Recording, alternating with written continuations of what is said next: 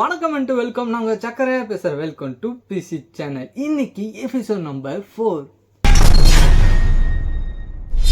ஐயோ, இவன் நம்ம வீட்டுக்கே வரப்போறானா, செத்துண்டா நம்ம அப்படி கௌரி நினைச்சா. பிரதாப்புக்கு சொல்ல முடியாத சந்தோஷம். மாமா அவனை வீட்டுக்கு கூப்பிட்டுது. கல்யாணமும் சீக்கிரமா முடிஞ்சுது. கல்யாணம் முடிஞ்சதுக்கு அப்புறம் அவனை சித்தி, அதோட அவங்க அம்மாவோட தங்கச்சி. என்னடா பிரதாப், கௌரியை சைட் அடிச்சுட்டே இருக்கேன், நானும் இன்னும் பார்த்துக்கிட்டே தான் இருக்கிறேன், என்னடா என்ன நடக்குதுங்க அப்படின்னு சித்தி கேட்டாங்க. ஒன்றும் இல்லை சித்தி, சும்மா தான் கௌரியை ரொம்ப நாளை கழிச்சு பார்த்தனா, அதனால தான் சும்மா பார்த்துருந்தேன் அப்படின்னு பிரதாப் மழுப்பிருந்தான். சரி ஓகே, நடக்கட்டும் நடக்கட்டும் அப்படின்னு அவங்க சித்தியும் சொன்னாங்க. சித்தி, ஏய் பிரதாப், இன்னைக்கு நைட்டு நம்ம வீட்டில் வந்து ஸ்டே பண்ணு அப்படின்னு சித்தி கூப்பிட்டாங்க. சித்தி, நான் இல்லாம இல்லையா, வரேன் நான். பிரதாப்பும் கல்யாணம் முடிச்ச கையோட சித்தி வீட்டுக்கு நைட்டு ஸ்டே பண்ண போனான். ஸ்டே பண்ணும்போது, டேய் அவ ரொம்ப மோசமானவ, அவ வீட்டுக்கு வர நீ காலையில் போற, கொஞ்சம் பார்த்து இருந்துக்கோ, உன்னோட சிலிண்டர்ஸ்லாம் அவகிட்ட காமிக்காத, அவ உன்னை வெளுத்து கட்டிடுவா அப்படின்னு சித்தி பிரதாப் கிட்ட சொன்னாங்க. சித்தி, நான் என்ன பண்ண போறேன், ஜஸ்ட் அங்கே போய் 3 days ஸ்டே பண்ணிட்டு வரப்போறேன், அவ்வளோதான். மாமா கூப்பிட்டாரு, அதனால தான் நான் போறேனே அப்படின்னு பிரதாப் சொன்னான். நீ எதுக்கு போறேன்னு எனக்கும் தெரியும், எதுக்கும் உனக்கு ஒரு இன்ஃபர்மேஷன் கொடுக்குறேன். அவ ரொம்ப மோசமானவ, கிட்டத்தட்ட உன்னோட பாஷையில் சொன்னா அவ ஒரு அரக்கி, அவகிட்ட கொஞ்சம் பார்த்து நடந்துக்கோ அப்படின்னு சித்தி சொன்னாங்க. சரி ஓகே சித்தி அப்படின்னு பிரதாப்பும் சொன்னான். விடிய காலையில பிரதாப் அவங்க மாமா வீட்டுக்கு கிளம்புனான். சித்தி, ஏய் பிரதாப், நைட்டு சொன்னதுலாம் ஞாபகம் இருக்கல, எதுவும் மறந்துடாத அப்படின்னு சொன்னாங்க. சித்தி, எல்லாம் ஞாபகம் இருக்கு, நான் பார்த்துக்கிறேன் அப்படின்னு பிரதாப் சொன்னான். சரி ஓகே, பத்திரமா போயிட்டு வாடா, சித்தியை மறந்துடாத அப்படின்னு பிரதாப் கிட்ட சித்தி சொன்னாங்க. ஓகே சித்தி, பாய் பாய் அப்படின்னு பிரதாப்பும் சொன்னான். பிரதாப் அவங்க மாமா வீட்டுக்கு போயிட்டான். அவங்க மாமா, ஏய் இதுதான்டா நம்ம வீடு, சுற்றி பார்த்துக்கோ அப்படின்னு சொல்லிட்டு மாமா சொன்னார். சுற்றி பார்க்கறதுல இது என்ன இருக்குது, நம்ம வீடு தானே, எப்போ நான் பார்த்துக்கலாம் அப்படின்னு பிரதாப் சொன்னான். அவன் கொஞ்சம் தேட ஆரம்பித்தான். என்னடா யாரை தேட அப்படின்னு சொல்லிட்டு மாமா கேட்டார்.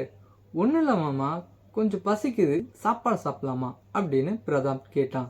ஏய் வாடா சாப்பிடலாம் அப்படின்னு சொல்லிட்டு மாமா கூட்டின்னு போய் அவனுக்கு சாப்பாடு போட்டார்.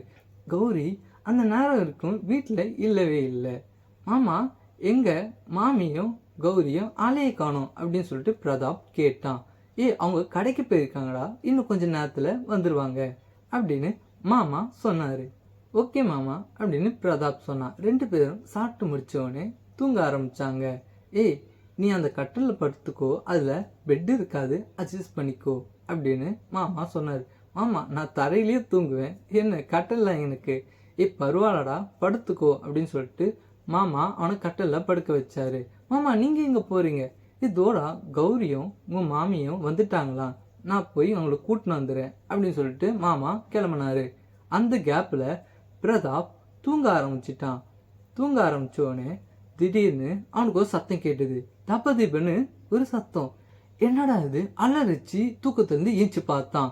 அந்த நேரத்தில் கௌரி அவனை பார்த்து திப்பு ஓடி வந்தா. பிரதாப்புக்கு பயம் வந்துச்சு. ஐயோன்னு கத்தனா. அந்த நேரத்தில் பக்கத்தில் இருக்கிற ஜன்னல் மேலேருந்து ஏறி ஸ்லாப் மேலே ஏறி கௌரி உக்காஞ்சிக்கிட்டா. என்னடி பண்ணுற அப்படின்னு பிரதாப் கௌரி பார்த்து கேட்டான். சைலண்டாக இரு, நானும் என் தம்பிங்களும் கண்ணாமூச்சி விளையாடின்னு இருக்கோம், கொஞ்ச நேரம் கம்முன்னு படு அப்படின்னு சொல்லிட்டு கௌரி சொன்னான். ஏன்டி இது மாரி பண்ணுற, நல்லா தூங்கியிருந்தவனை இப்படி அலறிச்சு போட்டு மறுபடியும் தூங்குன்னு சொல்றியடி அப்படின்னு பிரதாப் சொன்னான். கம்முன்னு படுடா, இது படுடா வேறையா, நல்லா போச்சு இந்த வாழ்க்கை அப்படின்னு சொல்லிட்டு பெட்ஷீட் எடுத்து மூஞ்சி முடிக்குன்னு பிரதாப் பார்த்துருந்தான். கொஞ்ச நேரத்தில் பிரதாப்க்கு மெசேஜ் வந்தது. என்ன மெசேஜ்னு பார்த்தா கௌரி தான் அதில் மெசேஜ் பண்ணியிருந்தா. என்னடா பண்ணுற அப்படின்னு சொல்லிட்டு கௌரி மெசேஜ் பண்ணான். ஒன்றும் இல்லை, தூங்கி ஏஞ்சிட்டேன், நீ பண்ண அட்டகாசத்தில் எனக்கு தூக்கமே வரலை அப்படின்னு சொல்லிட்டு பிரதாப் சொன்னான். சாரிடா, சும்மா விளையாடி இருந்தோம் அப்படின்னு கௌரி சொன்னான். அதுக்கு நீ இப்படியா விளையாடுறது, பேயாட்ட ஓடியாடுற அப்படின்னு பிரதாப் கேட்டான். ஏன்னா உண்மையிலே பேய் தான் அப்படின்னு கௌரி சொன்னான். ஐயோ நீ வேற ஏண்டி என்ன பயம்புத்துற அப்படின்னு பிரதாப் சொன்னான். சேட்டிங் போய்கிட்டே இருந்தது. அதுக்கப்புறம் 3 நாள் ஆயிடுச்சு. 3 நாள் ஆனதுக்கப்புறம் மாமா கிட்டேயும் மாமி கிட்டேயும் கௌரி கிட்டேயும் பாய் சொல்லிட்டு பிரதாப் அவன் வீட்டுக்கே போயிட்டான். ஆனால் பஸ்ஸில் போகும்போதோ சேட்டிங் இன்னும் முடியலை. அவனுக்கு சேட் பண்ண கௌரியை பற்றி ரொம்ப நல்லாவே தெரிய ஆரம்பிச்சுது. ஆனால் ஒரு கட்டத்துக்கு மேலே கௌரி அவனை அண்ணான்னு சொல்லி கூப்பிட ஆரம்பிச்சா. ஏய் நான் உன் மாமாடி, ஏன் வாடா போடான்னு சொல்லியிருந்தா இப்போ திடீர்னு அண்ணான்னு சொல்லி கூப்பிட்ற, ஏன் என்ன அண்ணான்னு சொல்லி கூப்பிட்ற அப்படின்னு சொல்லிட்டு பிரதாப் கேட்டான். இனிமேண்டு நான் உன்னை அண்ணன் தான் சொல்லி கூப்பிடுவேன் அப்படின்னு கௌரி சொன்னான். ஏன் அண்ணான்னு சொல்லி கூப்பிட்ற அப்படின்னு சொல்லிட்டு பிரதாப் கேட்டான். அதுக்கு நானும் நீயும் பேசுறது என் ஃப்ரெண்ட்ஸுக்கெல்லாம் தெரியும், அப்போது என்னடி நீ அவனை லவ் பண்ணுறியா அப்படின்னு சொல்லிட்டு கேட்டிருந்தாங்க. சி இல்லை அப்படின்னு சொன்னேன். எங்கேயோ இடிக்குதே அப்படின்னு சொல்லிட்டு அவங்க ஃப்ரெண்ட்ஸ் எல்லாம் கேட்டாங்க. அதனால் நான் உன்னை அண்ணானே சொல்லி கூப்பிட்றேன் அப்படின்னு கௌரி சொன்னான்.